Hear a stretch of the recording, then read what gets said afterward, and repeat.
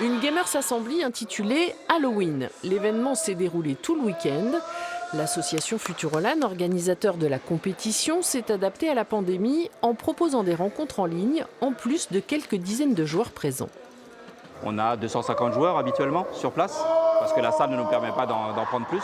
Alors que dès qu'on est en ligne, ça nous permet d'accueillir beaucoup plus de joueurs.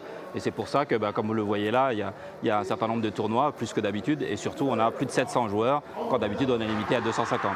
Pour que cette Gamers Assembly reste un moment de partage, des espaces identiques à des plateaux télé ont été créés. Les passionnés peuvent suivre les finales avec des animateurs et passer des moments de détente entre deux compétitions.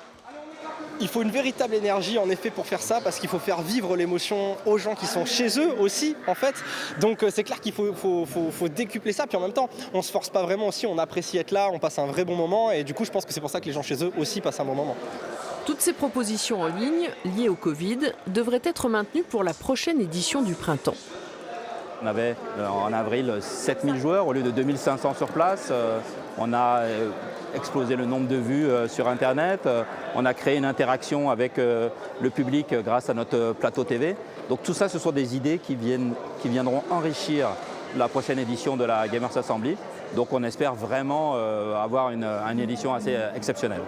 La Gamers Assembly, dans sa version améliorée, aura lieu les 16 et 17 avril prochains au Parc des Expos de Poitiers.